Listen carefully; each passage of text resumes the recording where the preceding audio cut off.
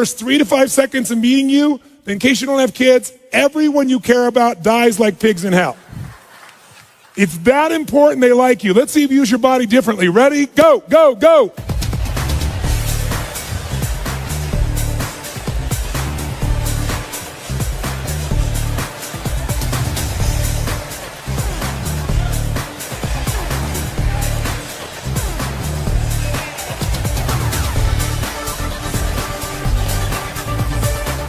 All right, did that feel better, yes or no?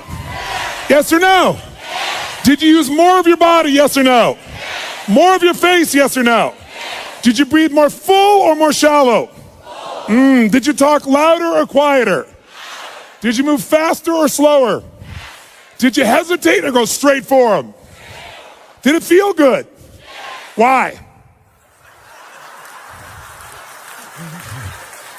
Because emotion is created by motion.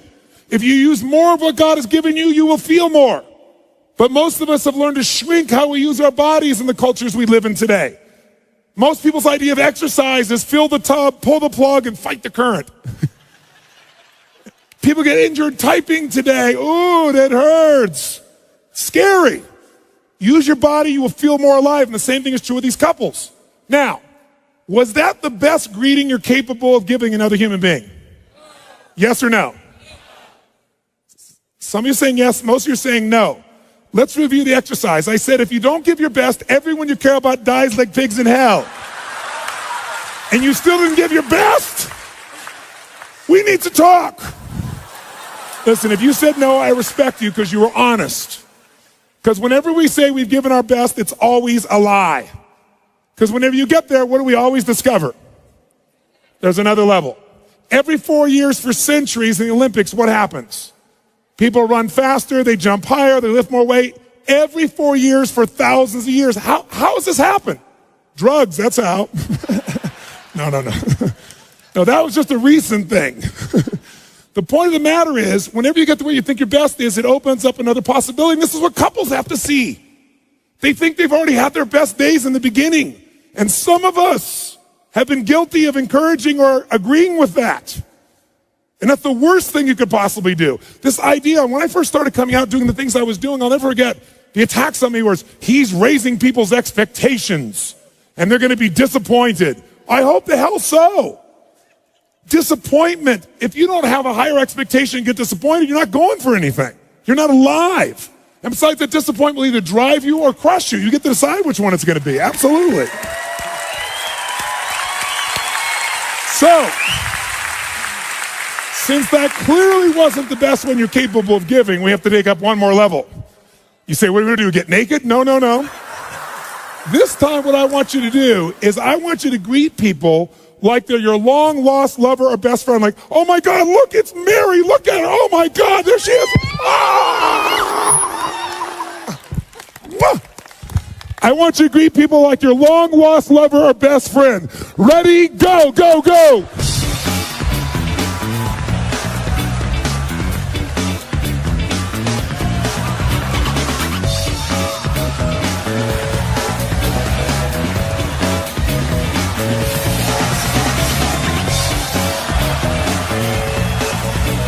Did that feel better, yes or no?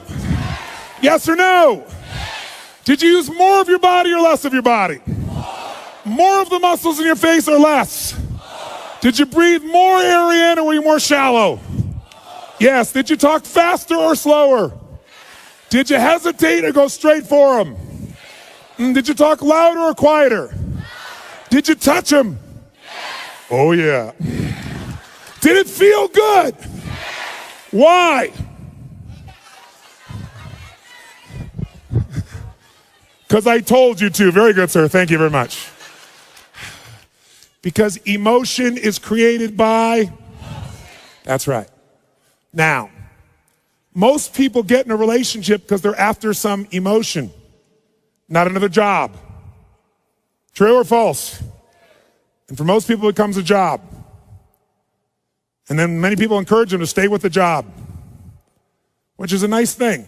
But wouldn't it be nicer to have them enjoy the job and not have it feel like a job? And the only way to do that is we've got to rejuvenate the individual. There's nothing worse, nothing on earth, than two emotionally unfit people put together. Because what is a relationship's purpose? Why do we get in relationships? Someone tell me. To grow, to experience love, to be happy, to learn deep spiritual lessons, to have someone to bitch to. Thank you, sir. Very good. Someone to bitch to. Now, here's what's interesting. Everything you would say to me, whatever you're going to say to me about why we get in a relationship, underneath it, even if you say, so we can make a difference in the world together. But why do you want to make a difference? Because it's going to make you feel something. There's only one reason we get in a relationship, to magnify human emotion. That's it. That's God's gift. How many of you, when you're excited about something, first thing you think about is who you want to tell or share it with? How many of you have ever liked this in some way? Say, I.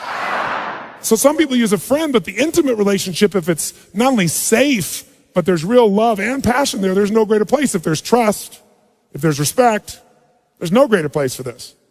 But the challenge, of course, is most people don't have it at that level. And one of the reasons, again, is there's not that emotional fitness. Here's what you got to know.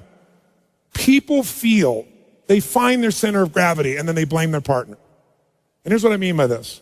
When 911 happened, I'll never forget, I had this experience. I was in Hawaii. I was doing a program there for a couple thousand people from 45 countries. We were translating 4 languages simultaneously.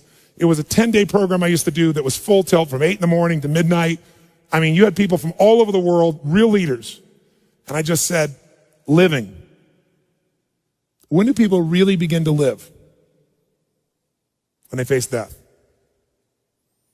If they face death and they look it in the eye and decide to live, they really start to live. And I said, what would your life be like if in the next 10 days you knew you couldn't get off this island and these are the last 10 days of your life? What would you do different? Who would you call? What would you say? What truth would you tell? What feelings would you share? And I went on to this for like 15 minutes. That night, 911 happened. At 3 o'clock in the morning, they called me to tell me the buildings had just dropped. And we had 200 people from New York there, because I have a lot of people in the financial district that are my clients. And there were at least 45 people we knew immediately that had lost their entire company, all their friends, family, their husbands, their wives, instantaneously. 3 o'clock in the morning, you go outside, and it was pandemonium, because you got people from all these cultures. Every religion was represented in the room.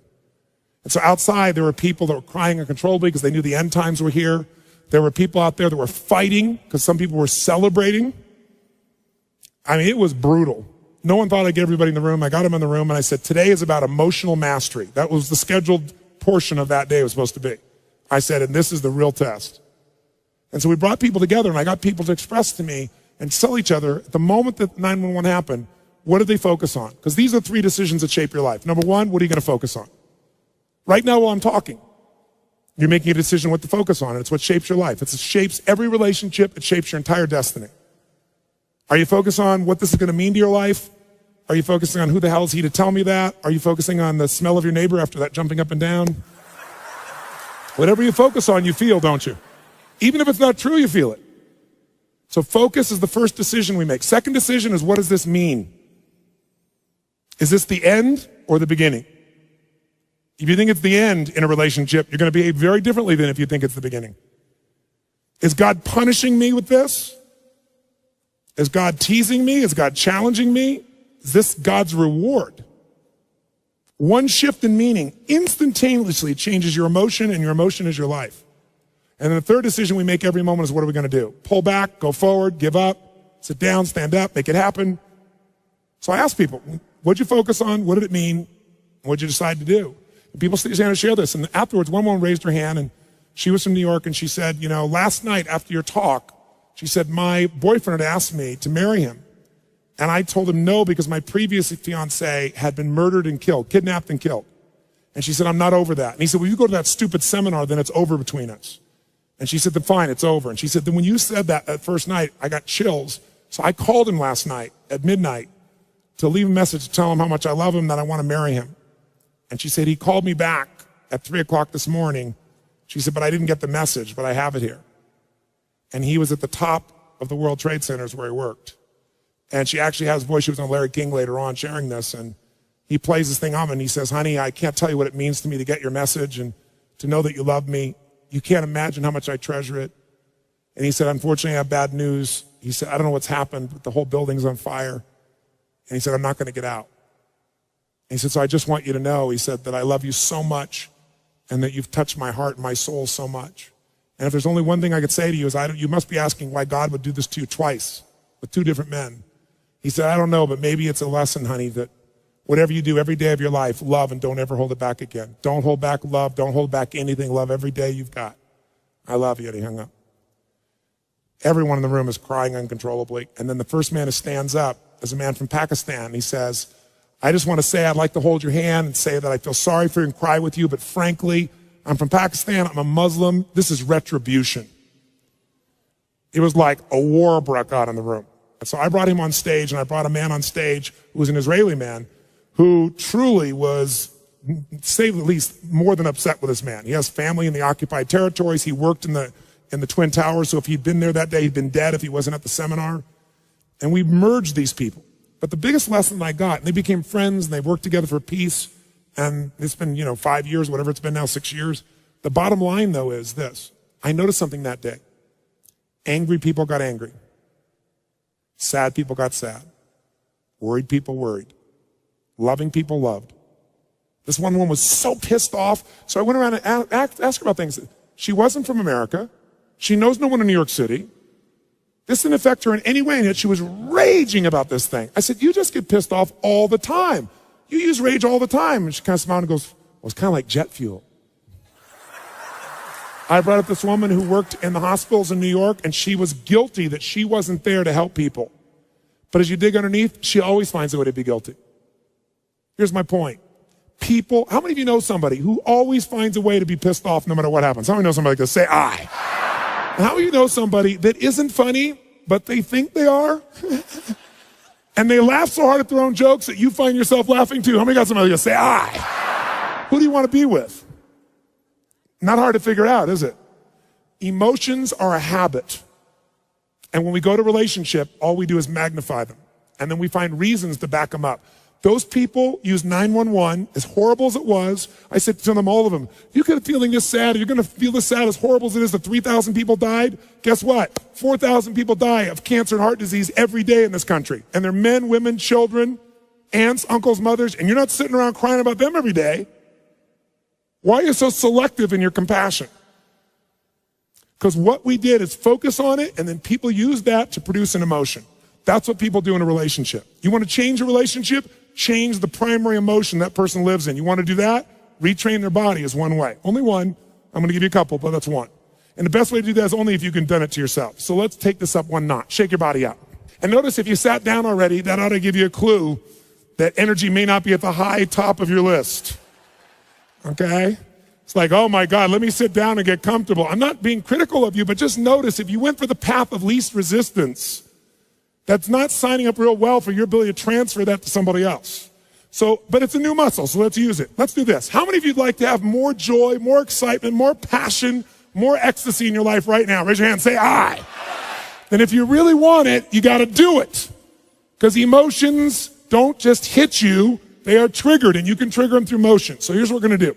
Shake your body out, and in a second here, we are going to shake this building with our energy. What I mean by that is, we are going to celebrate for no good reason. And here's why I say that. You don't need a reason to feel good. Why do you have to justify feeling good? And if you think that's weird, think about this. Most people don't need a reason to feel bad. Isn't it true? How you feeling? Like crap. How come? Woke up. And people go, I understand. But if you say to somebody, how's it going? I feel so good. How come you feel good? I don't know. I just feel good. Take that guy to the funny farm. Isn't it sick that we live in a culture that if somebody's happy, we want to know why. But if they're sad, we understand. That's where it is. So we got to change that pattern. So here's what you're going to do. Most people in our culture never celebrate anymore. And a relationship without celebration is a dead relationship. It's dead. Celebration is a secret to joy. Joy in a relationship is the basis of anything. That's where love can grow. So one of the things we got to do is learn to celebrate. Now, when do people in our culture celebrate? Like go crazy like a little kid and it's socially acceptable. When? When you graduate from school. Yeah, I did it. I have to go to work. When else do people celebrate? Come on. They have their first child. It's a boy, it's a girl, and you hug strangers, and it's beautiful. Everybody accepts it. Any other time, you're weird. When else can you really cut loose and celebrate? You have your first orgasm. Good, sir. Very good. I did it. When else? That's right. Around the world, this is the weird thing about human beings, when a local sports team wins a national championship, show me. Come on, show me what people do. Come on. Yeah!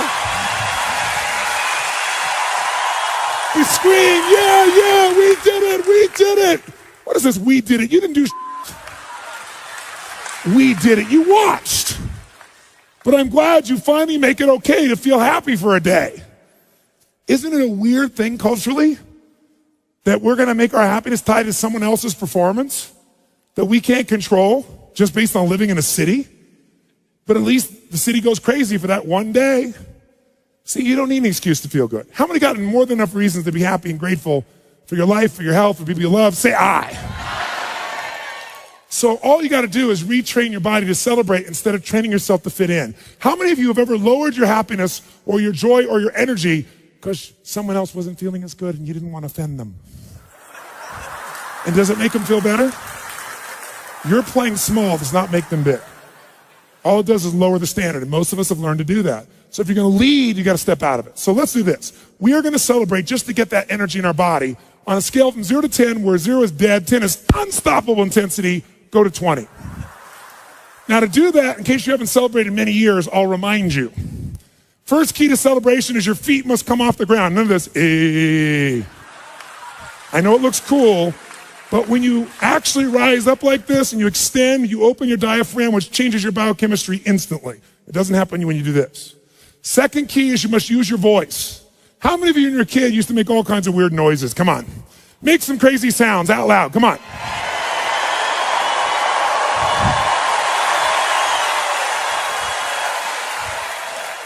I got a question for you. How many of you in this room love to sing when no one's around? You're in your car, you're singing, you're rocking. You get to the stoplight, you're still singing, rocking. You look over, the person in the car next to you is staring at you like this. What do? You quickly pick up your cell phone, act like you've been talking to someone. Why do we sing even though we don't sound good? Why do we like it? That's right, because emotion is created by, and to sing, you have to move parts of your body you don't normally move. And if you don't use it, so we like it even though we don't sound good. So when you're celebrating, you're gonna extend and you're gonna make sound like crazy. How many want to go for it? Say I.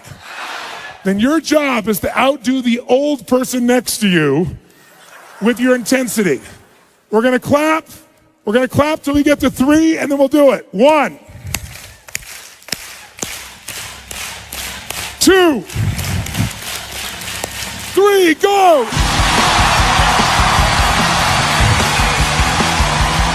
That's it! Come on! Come on! Use your voice! Get a high five from the people around you. Grab a seat. If you feel better than before, make a fist and say yes.